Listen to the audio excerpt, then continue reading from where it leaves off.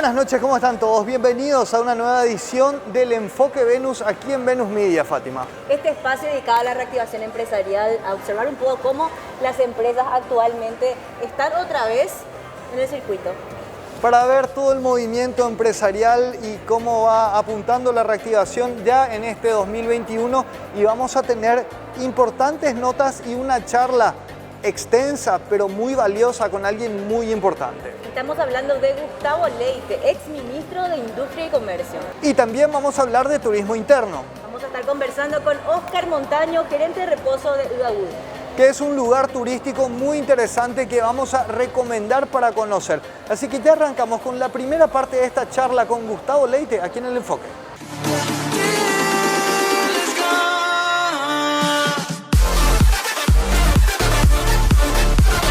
Fátima, vamos a hablar con alguien que lo conocemos hace mucho y que tuvo también ya su momento en la función pública, siempre muy relacionado a las innovaciones y a las inversiones y a conseguir las mismas. Así es, estamos con Gustavo Leite, empresario y político. Anteriormente fue también ministro de Industria y Comercio. ¿Cómo te va, Gustavo? Bienvenido a Un Poco de Venus. Bien, bien, Fátima, Jorge, qué gusto. Saludos a toda la teleaudiencia de Venus.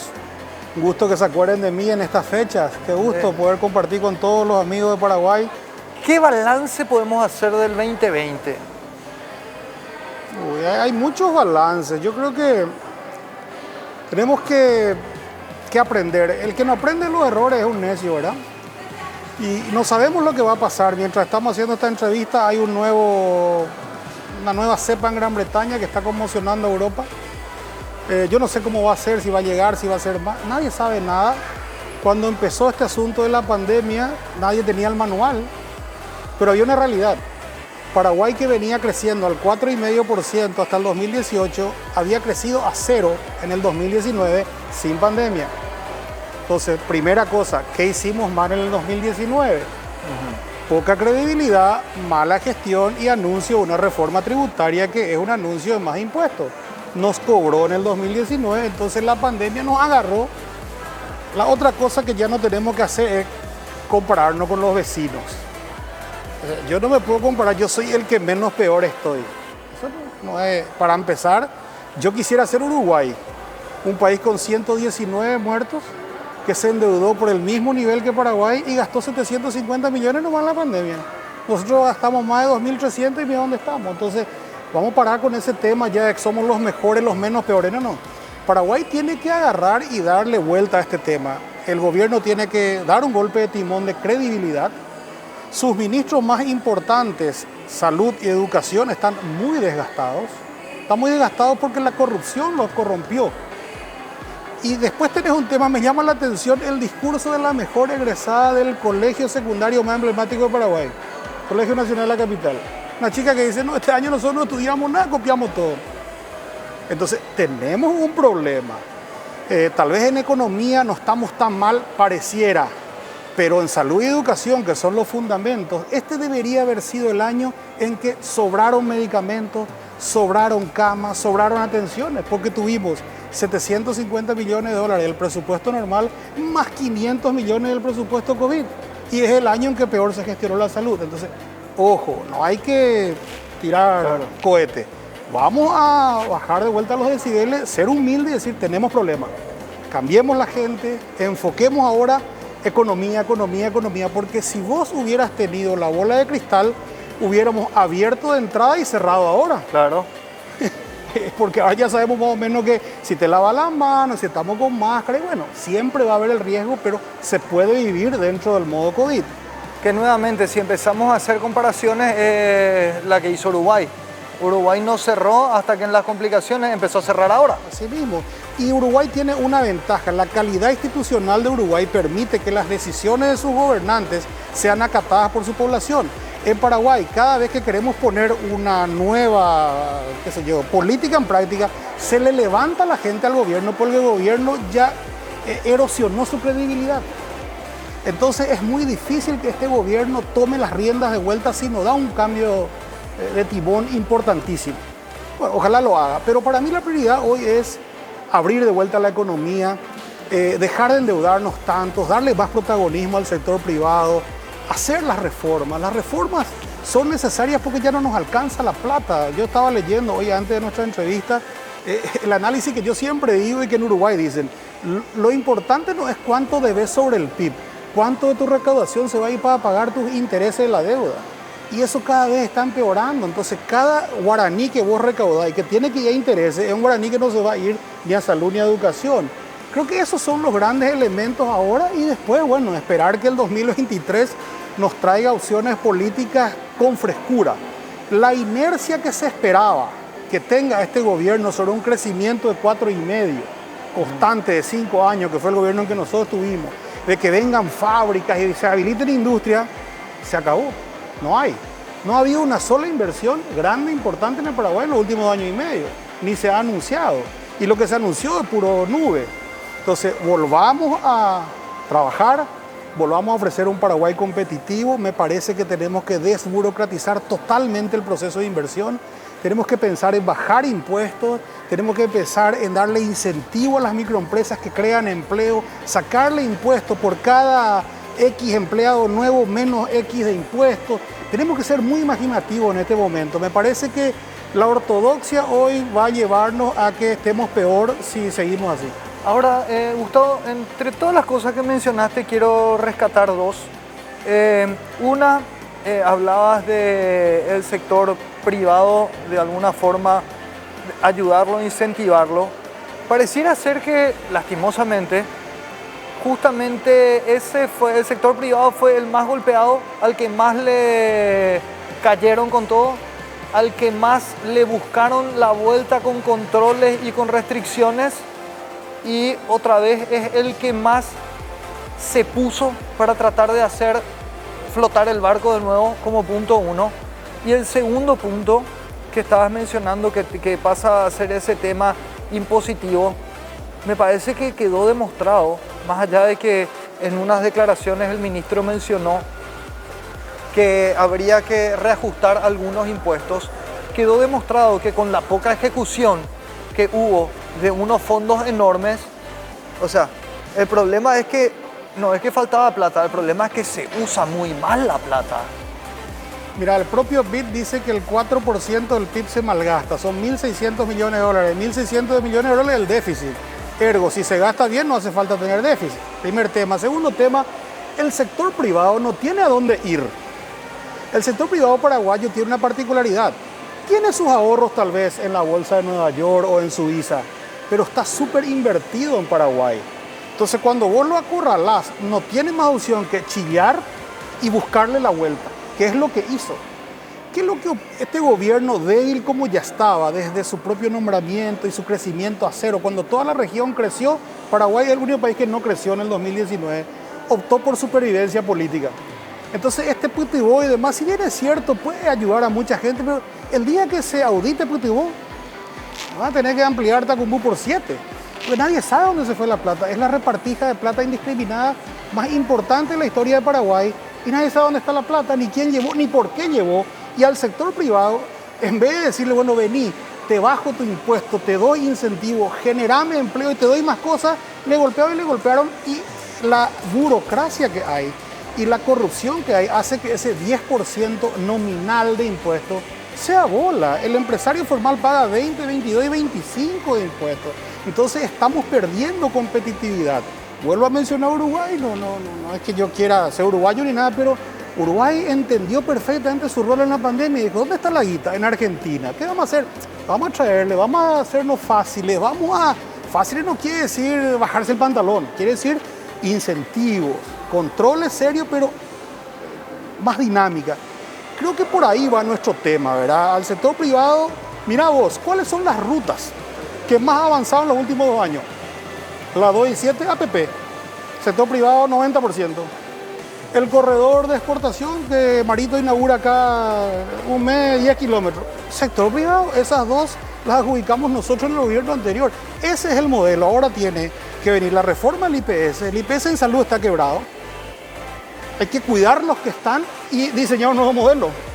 Y tiene que venir la reforma del sector eléctrico. La ANDE necesita invertir 1.000 millones de dólares por año. O sea, necesitamos eso para que todos tengamos electricidad, para que podamos crecer como país pero la ANDE más de 200 no puede. Primero por gestión y segundo por capacidad financiera. Entonces, ese es el gran legado que ya le queda, me parece, a Marito, porque él ya tiene construido su negatividad. No hay que más ni hablar de lo negativo de su gobierno, pues ya sabemos. Entonces, si yo fuera él, pensaría, bueno, ¿qué voy a dejar? Dejar la reforma, por lo menos, donde alguien se va a acordar de vos. Yo creo que ese es el gran elemento, cómo dinamizamos la economía y cómo reformamos de manera que al que venga en el 2023 no le sea tan difícil levantar este barco, porque así como vamos a tener básicamente 15.000 millones de dólares de deuda y vamos a estar condenados a casi 700 millones de dólares al año solo de intereses de la deuda. Ese es el presupuesto de salud. Ojo con lo que estamos haciendo. ¿Cuáles serían las causas de esta crisis que estamos viviendo, que según sus palabras, esta mala gestión ya viene desde 2019? Y a mí me parece que se está privilegiando supervivencia política por reformas. Porque el gobierno ya debilitado como está, hoy está diciendo, nosotros vamos a llegar. Y para llegar, y bueno, vamos a transar con Frente Guazú, con lo que haga falta. ¿Quieren los campesinos plata? Dale plata. Y eso es lo que está ocurriendo. Y es insostenible el endeudamiento perenne. En algún momento, ¿Te come la cola? Y te va a comer la cola. Entonces, yo te estoy diciendo, de vuelta, los intereses de nuestra deuda en el 2023 van a ser el equivalente al Ministerio de Salud en tamaño. Y los intereses de nuestra deuda eran 1/3 del Ministerio de Salud cuando este gobierno inició. Saca tus conclusiones. Tomamos más de 2.000 millones de dólares de crédito. Nunca hubo tanta falta de medicamentos en salud y nunca se le debió tanto a los proveedores de salud. Entonces, si la pandemia es por salud, ¿cómo es que estamos tan mal en salud? La respuesta es manejo corrupto y mala gestión. Pero estamos hablando de una situación que también mencionaste vos, de supervivencia política.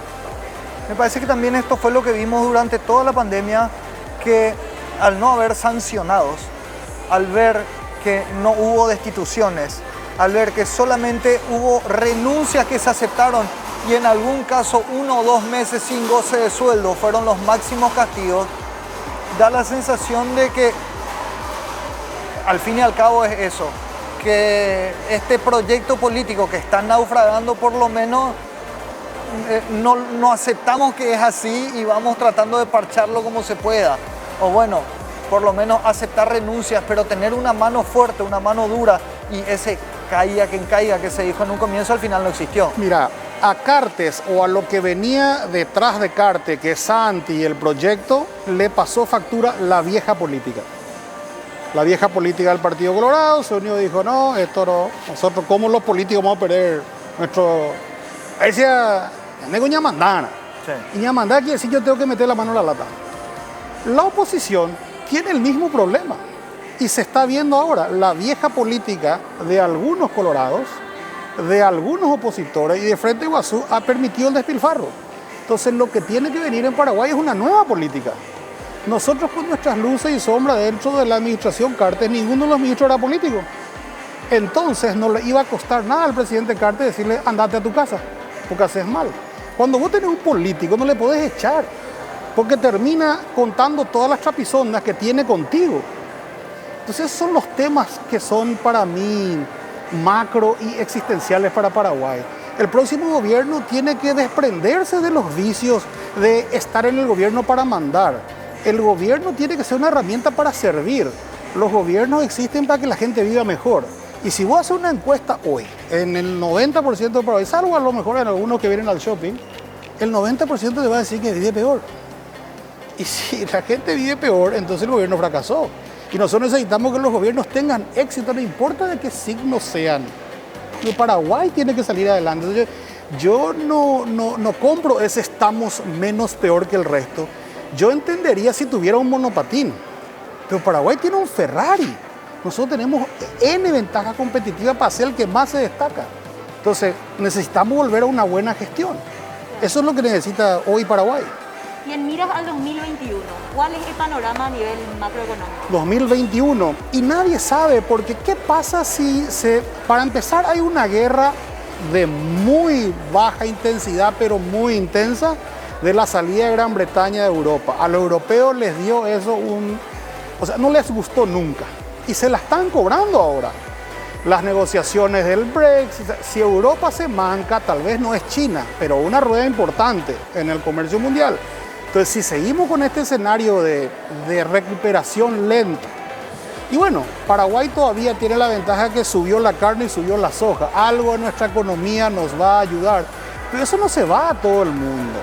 Nosotros necesitamos ser muy cautos con los gastos y muy efectivos con la plata que gastamos. Donde ponemos la plata tiene que verse el resultado, porque no somos un país que saca nomás petróleo o oro de su tierra. Nosotros nuestra riqueza la renovamos todos los años.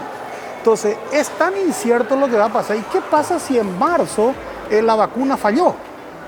Y otra cosa, me llama la atención, todos los países del mundo ya están con su plan de vacunación. ¿Y nosotros? ¿Qué es lo que vamos a esperar? ¿Que nos regalen los chinos la vacuna? Nosotros deberíamos estar hablando con Pfizer. Ahí sí yo me endeudaría para vacunarle a todos los paraguayos con la mejor vacuna que hay lo más rápido posible, claro, pero con costos transparentes. En teoría, lo que está designado para la vacuna de la OMS es por ese programa en el que la OMS da las vacunas, donde tenemos una reserva en teoría, pero para eso falta todavía la aprobación también de la vacuna a nivel OMS. Yo pregunto, si vos ya sabés que la OMS hizo todas las macanas que hizo, se durmió con el virus, no informó correctamente, no investigó correctamente, dio las indicaciones, parecía nuestro gobierno, mascarilla sí, mascarilla no, ahora sí, ahora no. ¿Para qué nosotros queremos depender de la OMS? ¿Por qué Paraguay, que tuvo el coraje de endeudarse en 2.000 millones de dólares para enfrentar la pandemia, no tiene el coraje de endeudarse en 200 más y comprar la mejor vacuna que hay, vacunarnos a todos? Es la mejor inversión que hay. Y nosotros estamos esperando otra vez mendigo de la OMS. ¿Por qué Paraguay tiene ese mendigo de la OMS? Si puede hablar directamente con Pfizer y decir, tengo la plata. Esa es una deuda que Paraguay debe cometer en el acto.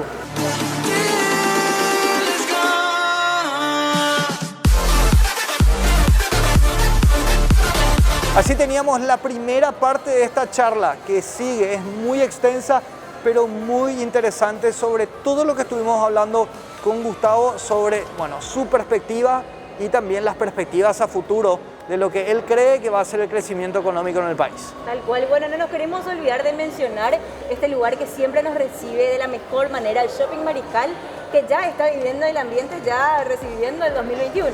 Por supuesto, los Reyes Magos también pasan por aquí, el lugar indicado para los regalos, por supuesto, el Shopping Mariscal. Tenemos que ir a breves consejos, ya venimos con más del enfoque.